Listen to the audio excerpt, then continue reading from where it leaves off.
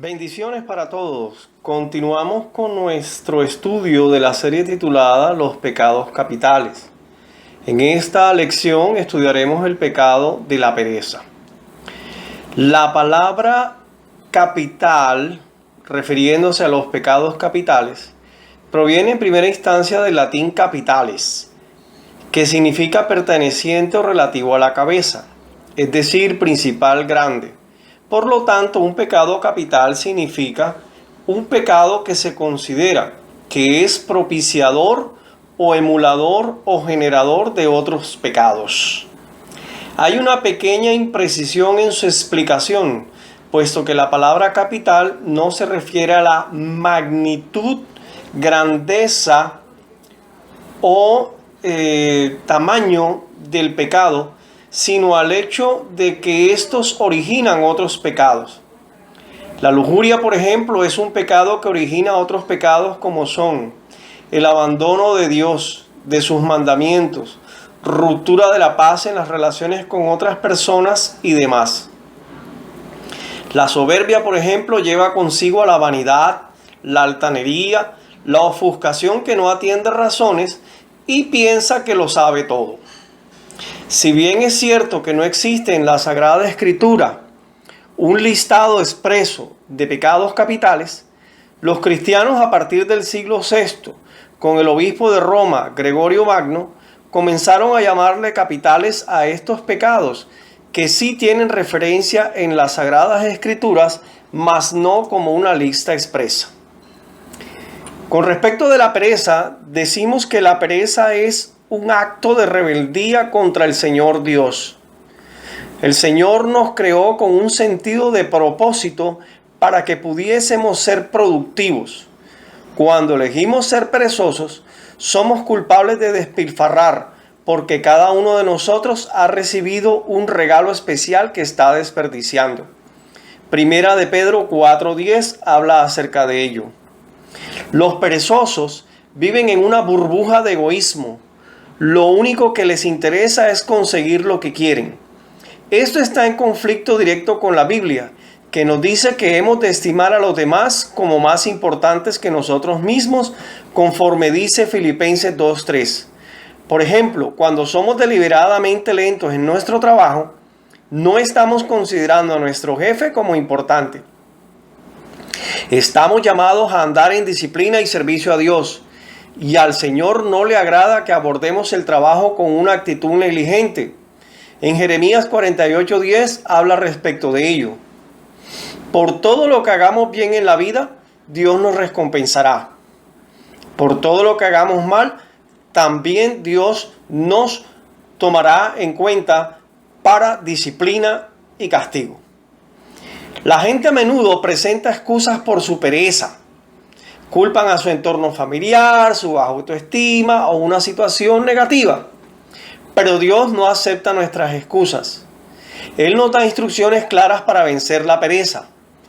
Ve a la hormiga, oh perezoso, mira sus caminos y sé sabio. Proverbios 6:6. La hormiga prevé, se prepara y trabaja. En otras palabras, debemos trabajar con diligencia en todo lo que hagamos. Nuestra responsabilidad personal para con Jesucristo es siempre dar nuestro mayor esfuerzo.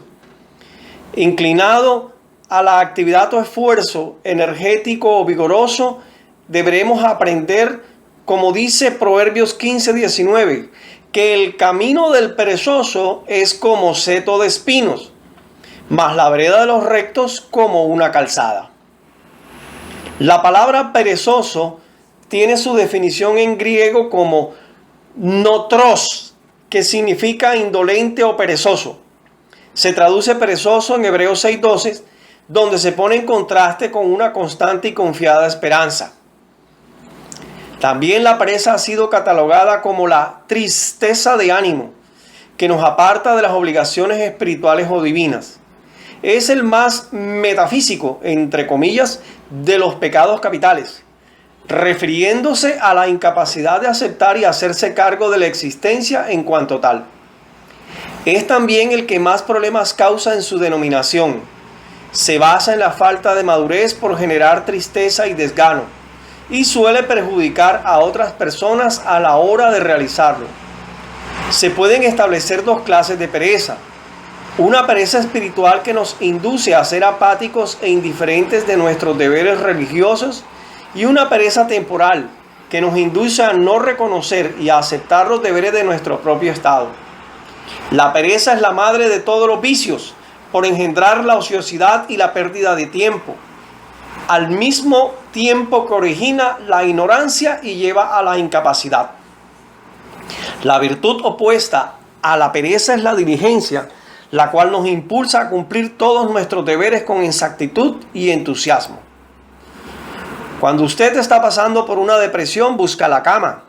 Cuando se encuentra a menudo sufriendo de pereza, usted busca la cama.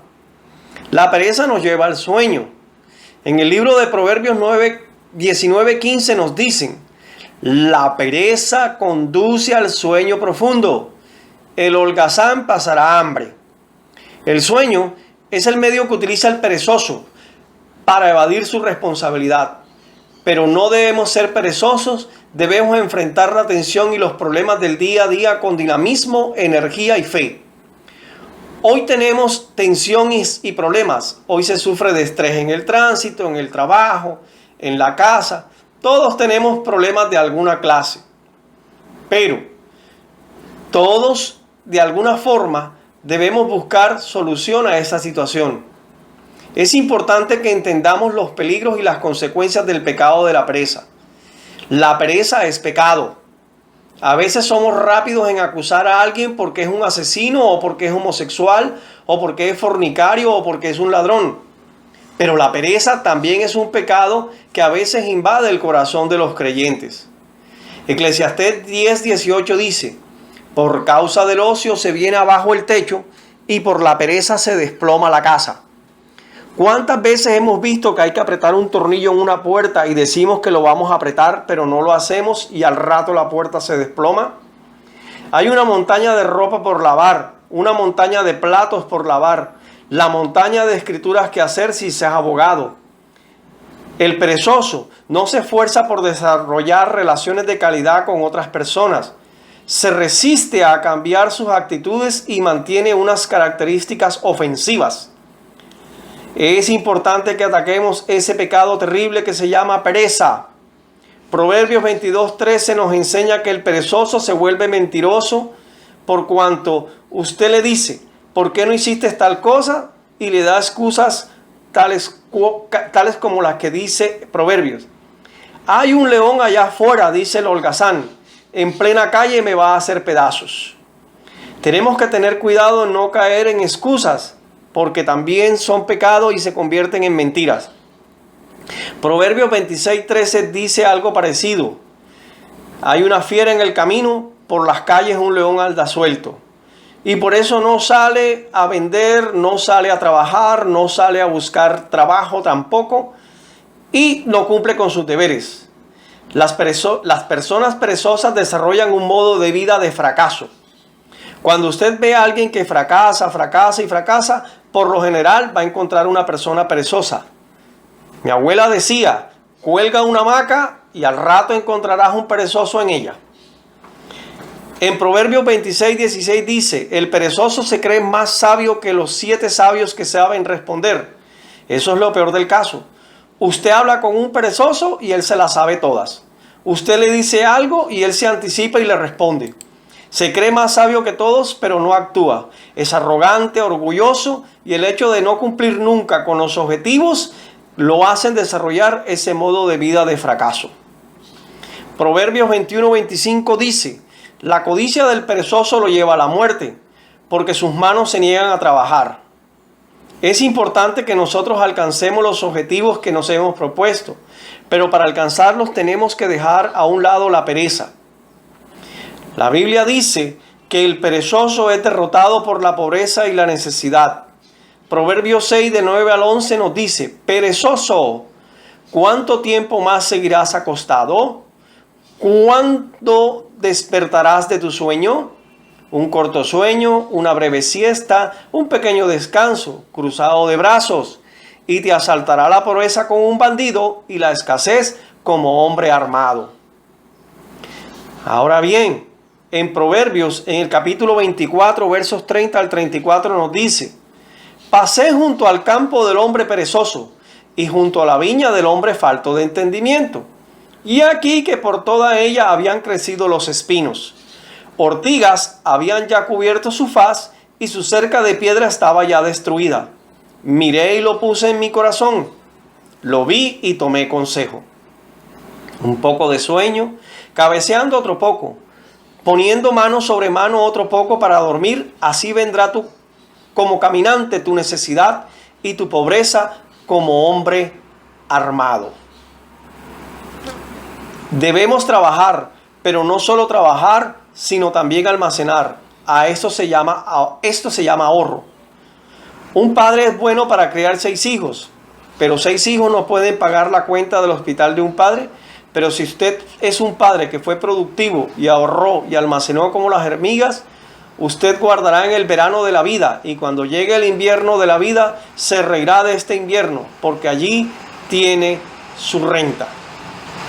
Si Dios le ha mostrado que la pereza es parte de la condición de su corazón, ¿por qué no se arrodilla hoy arrepentido delante de Él ahora, pidiéndole que tenga de usted misericordia y le libre de este pecado que cierra su corazón contra Dios, contra su prójimo y contra el ocuparse del destino de su alma eterna? Cuando recibimos a Cristo como nuestro Señor y Salvador, sabemos que Él ha vencido el pecado en nuestra vida. Y es a través de su muerte que nuestros pecados son limpiados y no son más recordados. Es la vida de Jesús en nosotros la que hace la diferencia. Todos hemos pecado y merecemos el justo juicio de Dios. Dios nuestro Padre envió a su único Hijo para satisfacer el juicio que había sobre nosotros, y para los que creen en Jesús, el Creador y eterno Hijo de Dios, que vivió en una vida sin pecado, nos amó tanto que murió por nuestros pecados, tomando el castigo que merecemos, y fue sepultado, resucitando de los muertos según las Escrituras. Ese Jesús te habla hoy. Si realmente crees y confías esto en tu corazón, aprovecha la oportunidad recibiendo a Jesús como Salvador y liberador de tus pecados, especialmente el de la pobreza. Di en tu corazón ahora, allí donde estés: Señor Jesucristo, yo te necesito. Reconozco que tú moriste por mis pecados, especialmente por el pecado de la pobreza. Te pido que entres en mi vida como Señor y Salvador. Mantén mi nombre escrito en el libro de la vida y no lo borres de allí. Ayúdame, Señor, a ser una mejor persona cada día, y llévame, Señor, dentro de aquellos que van a ser escogidos por ti para salvación y vida eterna. Si usted ha hecho esta oración en este momento, le garantizo que usted será salvo del juicio que viene y pasará una eternidad con Dios en el cielo.